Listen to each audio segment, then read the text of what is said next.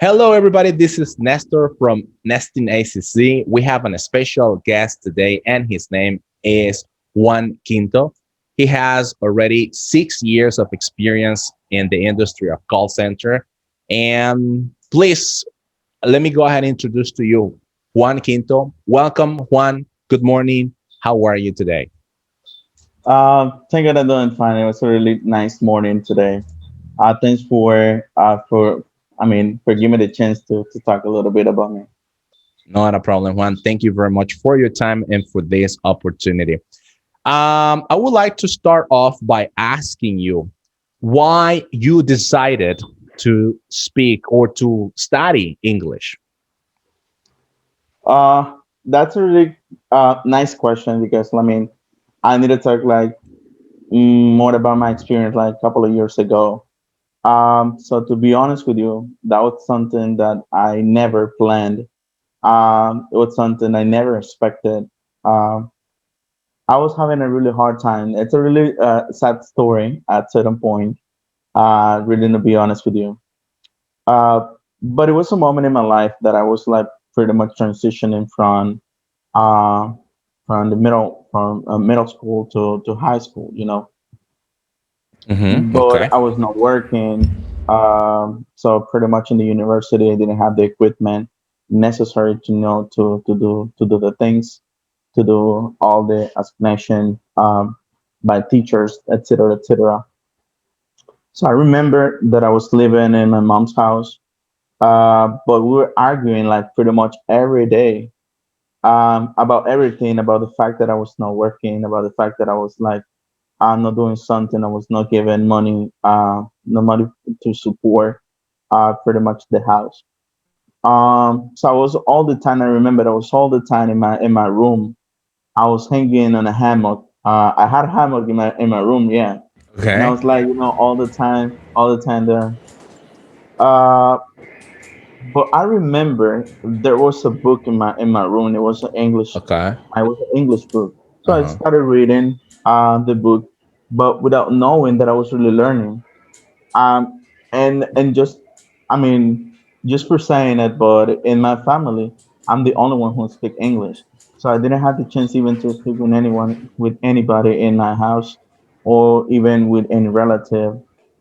So I started like reading the book. It was really nice. So to be honest, because it was a really simple book. It was not like the big thing, or it was not coming from any uh, prestigious university, you know. But I was studying, so at certain point that I didn't realize that I was really learning.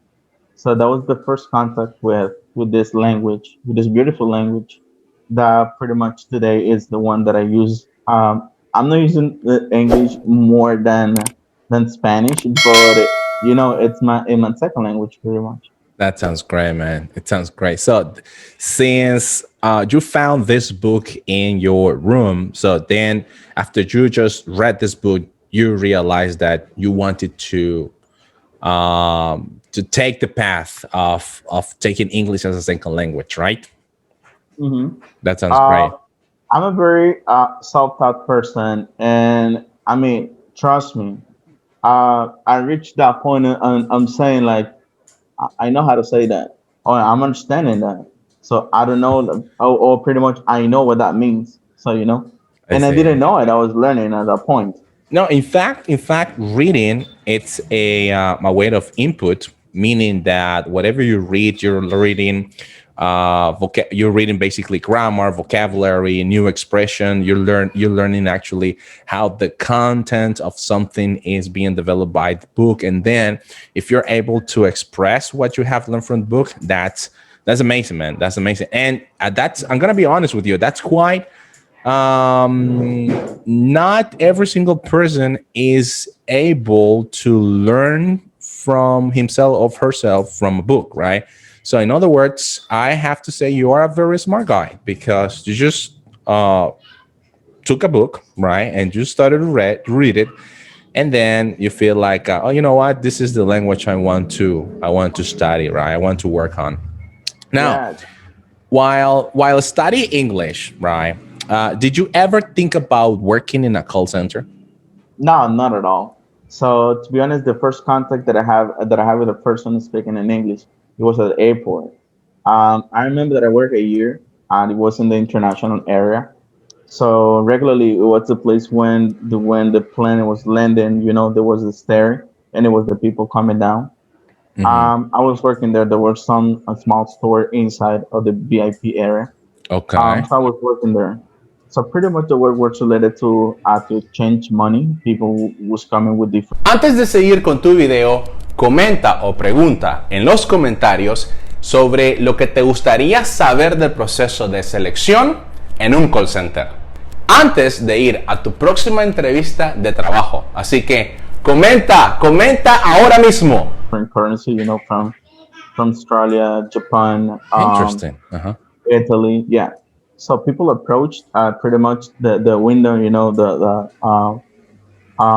store, and I used to provide a greeting, interact with the people, and also offer the service. Because whenever you are going to a different country, so the first thing you need to do is you need to learn about the country, but also have some currency, have the local currency, because at the end of the day, it's much better to pay in local currency than the currency that you have. In this case, it was dollar. In the country, it also a currency that is like pretty much managed by people. So they were afraid for maybe the people outside could take advantage of that.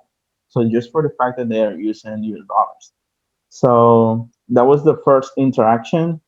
So one of the things that I learned there, it was like how to count in English, and that's really complex. Just I mean, it was not that easy like to say one, You two, know, three. I bet that through this experience that you learn how to count in English and talking with different foreigners from different part of the world, I think that you learned something from this position that helped you out to actually have a position in the industry of call center. Am I right? Yeah, definitely, Now, definitely. Mhm. you have mentioned, or I know for a fact that you have been in this industry for 6 years already, and from what I understand also is that you have had the opportunity to travel to another country from the industry or from the call center that you are working from, right? So I would appreciate that you can tell to our subscribers what has been your path, right, from being an agent, right, or from the way that you just started as an agent, up to the position that you are working on so far. Could you please Uh, tell us just a little bit more about how has been that experience, since you have been able to travel to other countries, to work in other countries on behalf of the company that you are working for? yeah, why not? So I remember it was like 2016, 2015. It was 2015 when I started working in the call center industry. Um, Firstly, I was really honest with me, so I knew I didn't have the English skill enough to apply for a position directly. Because you need to be honest with you. So if you feel like you are not able to, so maybe you can get ready in advance. Once you feel ready, when you feel confident, so maybe you may go ahead and directly apply for what you really want, or for that position that maybe you don't want in that very moment, but it's a position that maybe can give you the income necessary, so maybe to have a better life. So each person has different type of um, ideas about what it's living, about like what is that thing that that you need to do in your life, that you need to have in your life also. But in that moment, so I didn't want the position, but I did apply for the Mm-hmm. program, Mm-hmm. because I knew, I mean, I was not ready for it. And Mm-hmm. then, so I applied for the position, and I was in a program for English enhancement. So I was, trust me, in the very beginning. So I was not. I mean, I wasn't the most brilliant person. There were people Okay. right there, like they were really, really good, and I was Okay. not. I was not the good one. No, but So okay, yeah, yeah, continue. all right, but at the end of the course, so I put myself all the effort, and I talked to myself and I said like, you are not giving your 100%. There you So go. I Okay. started like going to the extra mile, starting a little bit more. So and at the end of the course, I was the best one. And trust me, there were many accounts that wanted to work with me, and I didn't realize my potential at that time. But you get that point in which so you don't know the potential, but the people around are afraid of you, are afraid of your potential, are afraid of your capacity, your skills, things like that. So after that, so I was given with a chance to work for a financial company, which was full in Spanish. It was a Okay. contrast because I was looking forward to continue learning English, communicating English, but at that time it was not what I wanted. It was what it was available to, you know. Hmm. And the position was only available in Spanish. So I decided to take it because honestly I needed the money. So that's a really important fact to mention during the conversation. Though, so after 5 months, I think so.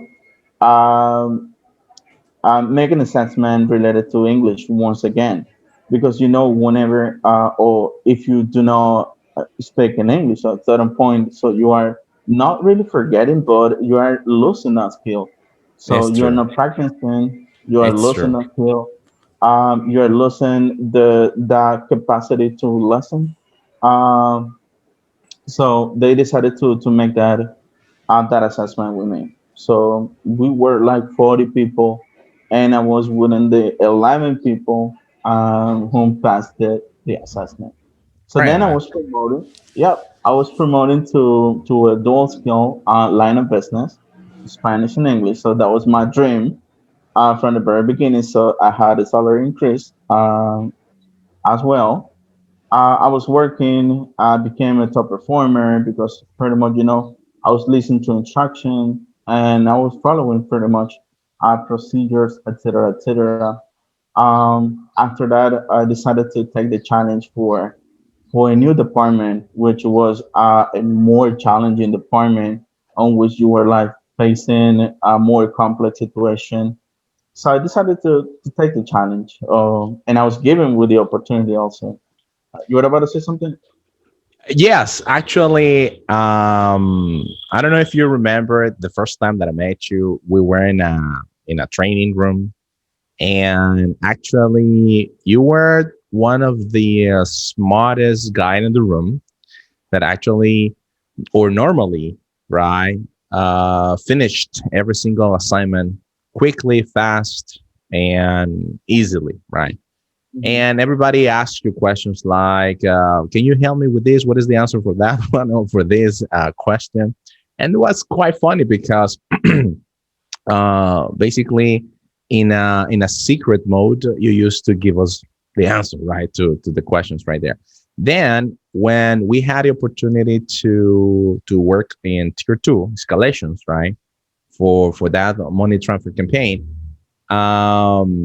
then I realized, you know what, you have a lot of skills, and you told me, in fact, you know what, I want to be in this position in this amount of time. Sadly, I didn't see that, but I mean, inside the company, but I have seen, right, your growth outside the company, and I just wanted to say, congrats, man, congrats. You have been doing such a great job since the first time I met you, and I think that you deserve that and more, right, and more of all the things that you have been through. What's that question from your job interview you will always remember? Uh, so I remember that was like 4 to 5 years ago when I was pretty much transitioning and applying for a level one department to a level two department to escalation, the one that you mentioned. It was a really simple question, but I mean, it was a contrast between the reality, between things that I used to do and the things that I was actually doing at that time. So I remember that the interviewer asked me what was the hardest call that I managed. I mean, and I was lost. Mhm. because it's not a regular question that I used to listen to. Um, and I remember the hardest thing that I was facing in the calls.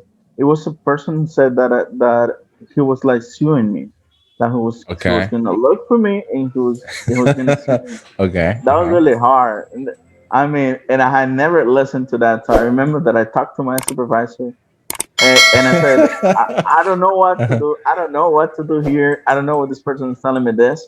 Okay. Um, I didn't even know if that person was I mean looking for me in the country, etc., etc. I mean, I was really funny by that time, but it was not really funny at the very moment when I was taking the call. Yeah, I can imagine how difficult that situation could be, especially when you don't have any clue about that word itself, right?